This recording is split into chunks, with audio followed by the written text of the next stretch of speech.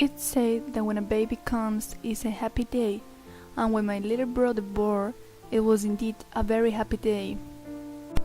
When I was 6 years old, I brought a letter to the three wise men asking for a special person, a baby brother or sister to take care of, and almost 2 years later, the present came.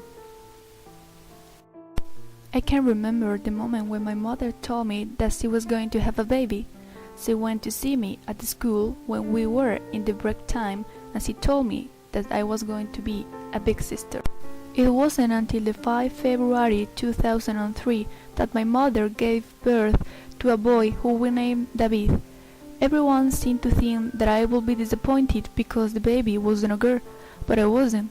I did want a boy, therefore we wouldn't have to share dolls and wear the same clothes.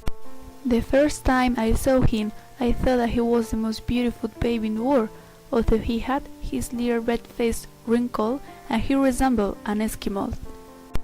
At the beginning of his life, he was so boring, like all the babies. He just ate and slept.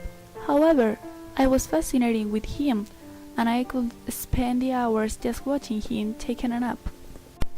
I learned to love him through the years, and I formed a unique bond with him, which became stronger when my mother had a miscarriage and we lost our baby sister. At that time, I was 9 years old and turned overprotective towards my 2-year-old brother. With 5 years, he graduated from the kindergarten, and I missed school to go see him. His world-class sang a version of The Circle of Life, and saw him standing in front of the crowd, singing that song, hearing photos of him being little were reproduced on the screen, made me burst into tears. He was growing so fast.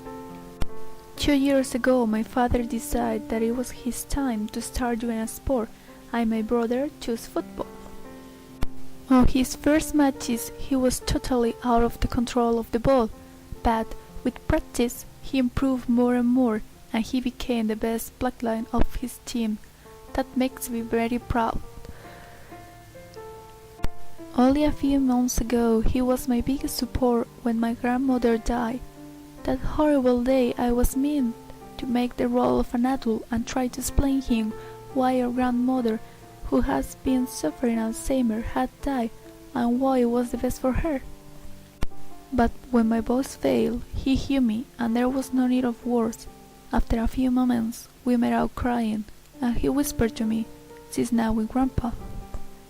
Many times he makes me angry, and I feel like I could strangle him, but somehow I don't mind, because when I'm with him, he sends me some kind of peace that makes me feel that I'm at home.